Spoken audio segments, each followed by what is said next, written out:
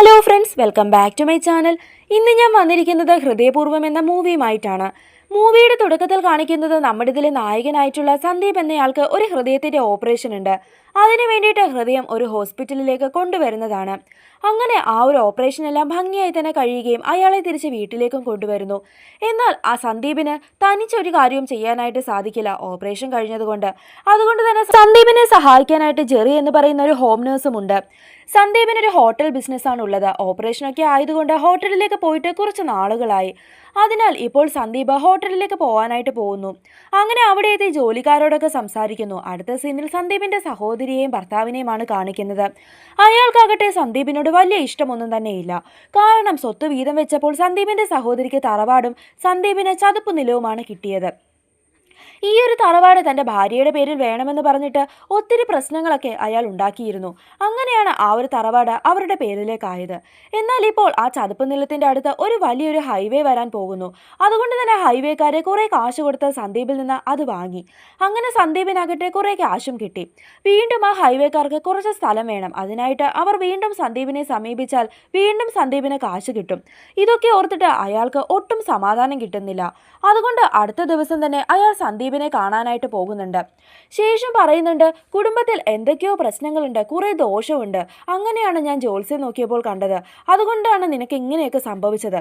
ഈ ഒരു ദോഷം മാറണമെങ്കിൽ തറവാട് നിനക്ക് തരണമെന്നും ആ ചതുപ്പ് നിലം ഞാൻ ഏറ്റെടുക്കണമെന്നുമാണ് ഞാൻ ജ്യോത്സ്യത്തിൽ കണ്ടത്. അതുകൊണ്ട് ആ തറവാട് ഞാൻ നിനക്ക് തരാനായിട്ട് തീരുമാനിച്ചു എന്നും പറയുന്നു. എന്നാൽ അവൻ്റെ അളിയൻ്റെ സ്വഭാവം നന്നായി തന്നെ അറിയാം. അതുകൊണ്ട് അവൻ പറയുന്നുണ്ട്, എൻ്റെ കയ്യിലുള്ള ബാക്കി ചതുപ്പ് നിലം കൂടി ഞാൻ ആ ഹൈവേക്കാർക്ക് വിറ്റിട്ട് നിങ്ങളുടെ കയ്യിൽ നിന്നും ഞാൻ തറവാട് വാങ്ങിച്ചോളാമെന്ന്. അങ്ങനെ അയാളുടെ പ്ലാൻ ആകെ തകർന്നു. സന്ദീപ് ഇതുവരെ വിവാഹം കഴിച്ചിട്ടില്ല. ഒരിക്കൽ കല്യാണ മണ്ഡപം വരെ എത്തിയതാണ്. എന്നാൽ പെണ്ണ് മറ്റൊരാളുടെ കൂടെ ഒളിച്ചോടിപ്പോയി. അതിനുശേഷം അവന് കല്യാണം കഴിക്കാനൊക്കെ പേടിയായിരുന്നു. അങ്ങനെ ഒരു ദിവസം രാത്രി അന്ന് ഒളിച്ചോടി പോയ പെണ്ണ് അവനെ വിളിക്കുന്നുണ്ട്. കാരണം എന്താണെന്ന് വെച്ചാൽ അവളുടെ ഹസ്ബൻഡ് ഇപ്പോൾ മറ്റൊരു പെണ്ണിന്റെ കൂടെ ഒളിച്ചോടിപ്പോയി. അതുകൊണ്ട് എങ്ങനെയെങ്കിലും സന്ദീപിന്റെ ജീവിതത്തിൽ കയറി പറ്റണമെന്ന് വെച്ചിട്ടാണ് അവൾ ഇപ്പോൾ വിളിച്ചിരിക്കുന്നത്. അവളുടെ ഉദ്ദേശം മനസ്സിലായതുകൊണ്ട് സന്ദീപ് ഒന്നും പറയാതെ കോള് കട്ട് ചെയ്യുന്നു. പിറ്റേ ദിവസം അവനവൻ്റെ ഹോട്ടലിലേക്ക് പോകുന്നുണ്ട്. കിച്ചണിൽ ജോലി ചെയ്തുകൊണ്ടിരിക്കുമ്പോൾ ഒരു കോള് വരുന്നു. സന്ദീപ് ഹൃദയം സ്വീകരിച്ചിരിക്കുന്നത് ഒരു കേണലിൻ്റെ അടുത്തു നിന്നാണ്. അയാൾ ഒരു ആക്സിഡൻറ്റിൽ കൊല്ലപ്പെട്ടു. അയാളുടെ പേര് രവി എന്നാണ്. അയാളുടെ മകളായിട്ടുള്ള ഹരിത ഇപ്പോൾ സന്ദീപിനെ കാണാൻ ആഗ്രഹിക്കുന്നു. ഇത് പറയാനായിട്ട് ഹരിതയുടെ സുഹൃത്താണ് വിളിച്ചിരിക്കുന്നത്. അതിനെന്താണ്, ആ ഒരു കുട്ടി വന്ന് കണ്ടോട്ടെ എന്ന് സന്ദീപ് പറയുന്നുണ്ട്. അങ്ങനെ ഹരിത അവിടെ എത്തി സന്ദീപിനെ കാണുന്നു. കണ്ടപാടെ വളരെ ഇമോഷണലായിട്ട് സന്ദീപിൻ്റെ ഹൃദയത്തിൻ്റെ ഭാഗത്ത് ടച്ച് ചെയ്യുന്നു. ഹരിത വന്നിരിക്കുന്നത് അവരുടെ എൻഗേജ്മെന്റിനെ ക്ഷണിക്കാനായിട്ടാണ്. എന്നാൽ സന്ദീപ് പറയുന്നു, തനിക്ക് ഓപ്പറേഷൻ കഴിഞ്ഞിട്ട് കുറച്ച് ദിവസങ്ങളെ ആയിട്ടുള്ളൂ. ഡോക്ടർ പറഞ്ഞിരിക്കുന്നത് ട്രാവൽ ചെയ്യരുത് എന്നാണ്. ഇത് കേൾക്കുന്ന ഹരിത പറയുന്നു, എൻ്റെ ജീവിതത്തിൽ എന്ത് പ്രധാനപ്പെട്ട കാര്യമുണ്ടായാലും എൻ്റെ അച്ഛൻ പങ്കെടുത്തിരുന്നു. അതുകൊണ്ട് ഞാൻ നിങ്ങളെ ഇൻവൈറ്റ് ചെയ്തത്. പിന്നെ എൻ്റെ അച്ഛൻ്റെ ഹൃദയം നിങ്ങൾക്ക് കിട്ടിയില്ലായിരുന്നുവെങ്കിൽ നിങ്ങൾ ജീവനോട് പോലും ഉണ്ടാവില്ലായിരുന്നു. അതും പറഞ്ഞിട്ട് ഹരിത അവിടെ നിന്നും പോകുന്നു. ഇത് കേൾക്കുന്ന അവന് എന്തോ വല്ലാതെ ആവുന്നുണ്ട്. അവൻ്റെ ഹോം നേഴ്സ് ആയിട്ടുള്ള ജെറി പറയുന്നുണ്ട്, നിങ്ങൾ അവിടെ പോകേണ്ടതാണ്. ഒന്നുമില്ലെങ്കിലും നിങ്ങളെ രക്ഷിച്ചയാളുടെ മകളല്ലേ എന്ന്. പൂനെയിലാണ് ആ ഒരു എൻഗേജ്മെൻറ്റ് നടക്കുന്നത്. അവർ രണ്ടുപേരും കൂടെ ചേർന്നിട്ട് പൂനെയിലേക്ക് പോകുന്നു. അവരെ കാണുമ്പോൾ ഹരിത ഒത്തിരി ഹാപ്പി ആകുന്നുണ്ട്. നിങ്ങൾ വന്നതിൽ എനിക്ക് ഒത്തിരി സന്തോഷമുണ്ട് എന്നൊക്കെ പറയുന്നു. അതിനുശേഷം സന്ദീപിനെയും കൂട്ടി ഷോപ്പിങ്ങിനൊക്കെ പോകുന്നു. നാളെ എൻഗേജ്മെൻറ്റിന് ഇടാനുള്ള ഡ്രസ്സൊക്കെ തന്നെ അവൾ പർച്ചേസ് ചെയ്ത് കൊടുക്കുന്നുണ്ട്. അങ്ങനെ പിറ്റേ ദിവസമായി സന്ദീപും ചെറിയും കൂടിയിട്ട് ആ ഒരു എൻഗേജ്മെന്റ് ഫംഗ്ഷന് പോകുന്നു. അവിടെ വെച്ചിട്ട് ഹരിതയുടെ അമ്മയായിട്ടുള്ള ദേവികയെ സന്ദീപ് മീറ്റ് ചെയ്യുന്നു. ഹരിത വിവാഹം ചെയ്യാൻ പോകുന്നത് അവളുടെ ലവറായിട്ടുള്ള കിരണിനെയാണ്. എന്നാൽ എൻഗേജ്മെന്റ് സ്റ്റാർട്ട് ആകുമ്പോൾ ഹരിത സ്റ്റേജിൽ കയറി എല്ലാവരോടുമായിട്ട് പറയുന്നുണ്ട്, ഈ ഒരു എൻഗേജ്മെന്റ് ഞാൻ ഇവിടെ വെച്ച് സ്റ്റോപ്പ് ചെയ്യുകയാണെന്ന്. ഇത് കേൾക്കുന്ന കിരണിന്റെ ഫ്രണ്ട്സൊക്കെ തന്നെ ഹരിതയോട് ദേഷ്യപ്പെടുന്നു. ഇത് കേട്ട് സന്ദീപ് അതിൻ്റെ ഇടയിലേക്ക് കയറി ചെല്ലുന്നുണ്ട്. ആ ഫ്രണ്ട്സ് ആകട്ടെ സന്ദീപിന് ഒരു അടി കൊടുക്കുന്നു. ഇത് കണ്ട ജെറി അവർ കിട്ടും നല്ലതുപോലെ തന്നെ കൊടുക്കും. അങ്ങനെ അവിടെ മൊത്തം അടിയും പ്രശ്നവുമായി. ആ ഒരു വഴക്കിനിടയിൽ സന്ദീപിനെ അവർ ഒരു ചവിട്ടുന്നുണ്ട്. അവൻ തെറിച്ച് ദൂരെ പോയി വീഴുന്നു. ഒരു സ്ഥലത്ത് വീഴുന്നു. ശേഷം അവൻ്റെ ബോധവും നഷ്ടപ്പെട്ടു.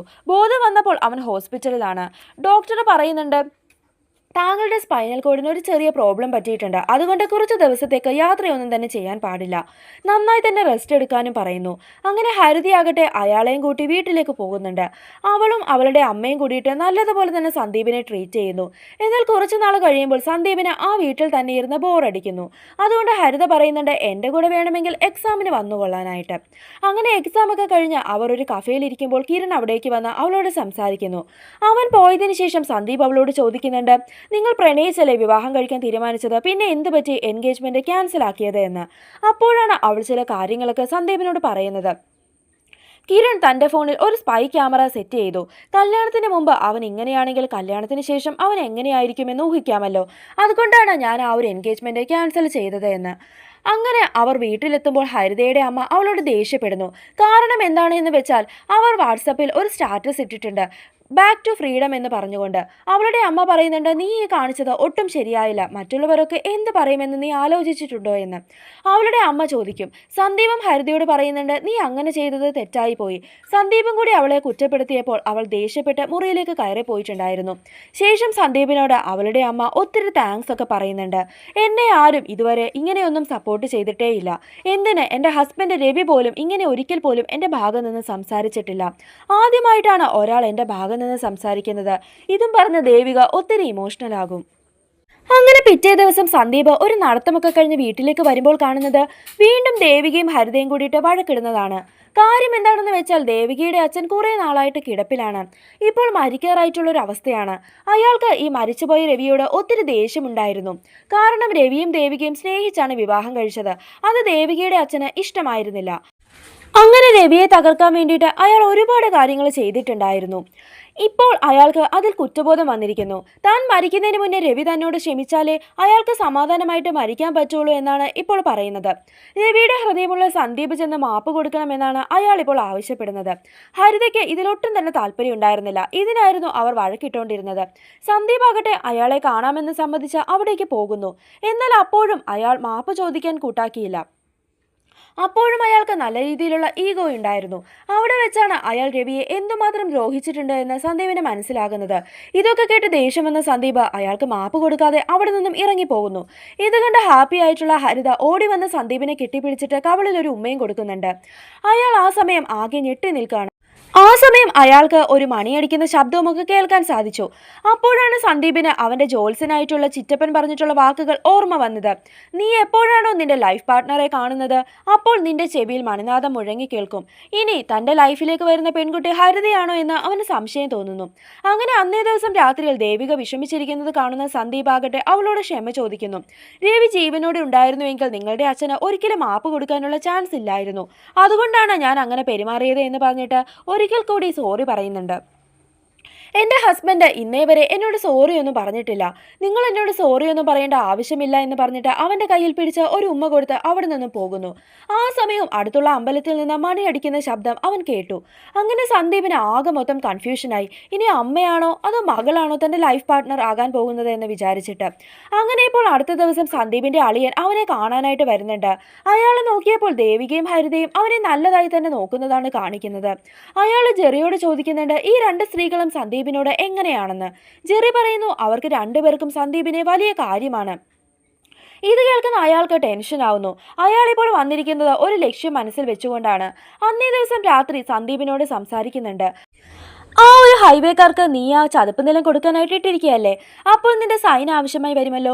ഈ ഒരു അവസ്ഥയിൽ നിനക്ക് അവിടെ വന്ന് സൈൻ ഇടാൻ പറ്റാത്തത് കൊണ്ട് അതിന്റെ പവർ ഓഫ് അറ്റോർണി നീ ഞങ്ങൾക്ക് തന്നാൽ മതി, ബാക്കി കാര്യങ്ങളൊക്കെ ഞാൻ തന്നെ നോക്കിക്കോളാമെന്ന് അയാൾ ഇപ്പോൾ പറയുന്നു.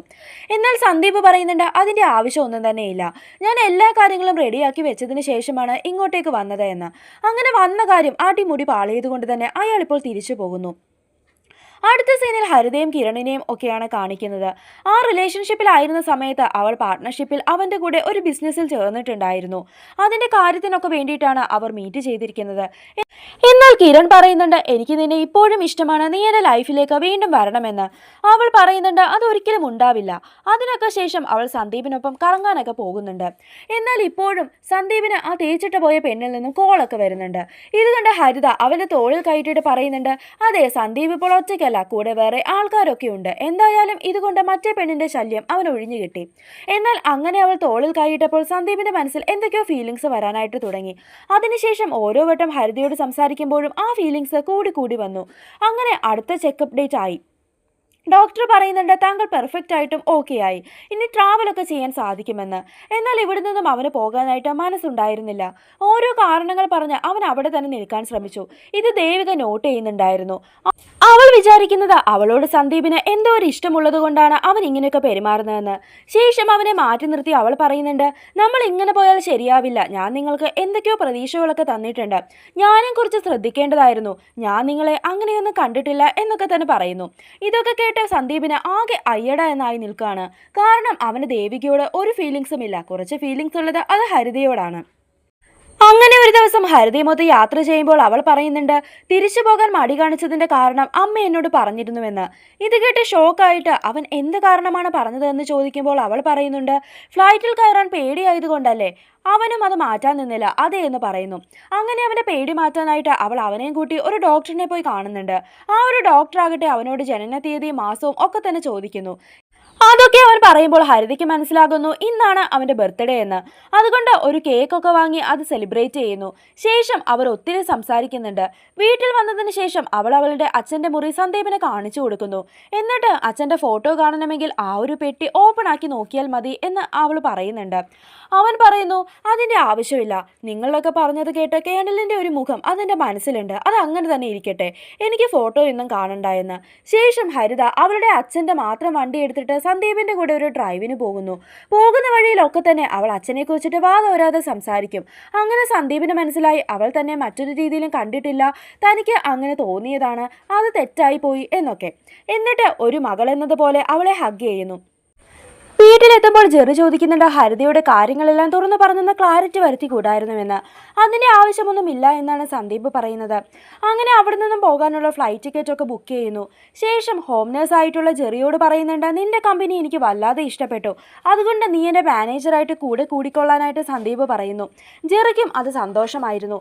അവരങ്ങനെ സംസാരിച്ചിരിക്കുമ്പോൾ ഹരിതയുടെ ആ ഒരു കാമുകനായിട്ടുള്ള കിരൺ അവിടേക്ക് വരുന്നുണ്ട്.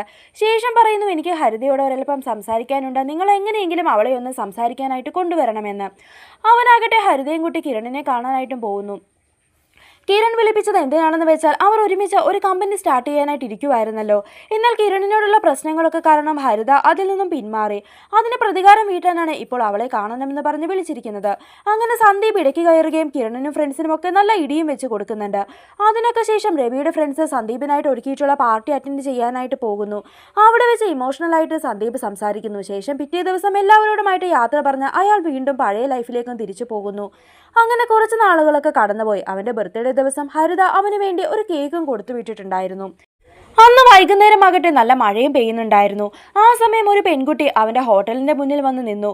ആ പെൺകുട്ടി സന്ദീപിനെ നോക്കുന്നു. ആ സമയം അവൻ എവിടെ നിന്നോ മണിയടിക്കുന്ന ശബ്ദവും കേൾക്കുന്നുണ്ടായിരുന്നു. ഇനി തന്റെ ലൈഫ് പാർട്ട്ണർ ആകാൻ പോകുന്ന കുട്ടി ഇയാളാണോ എന്ന് അവന് തോന്നുന്നു. ഇവിടെ ഈ ഒരു മൂവിയും അവസാനിക്കുകയാണ്.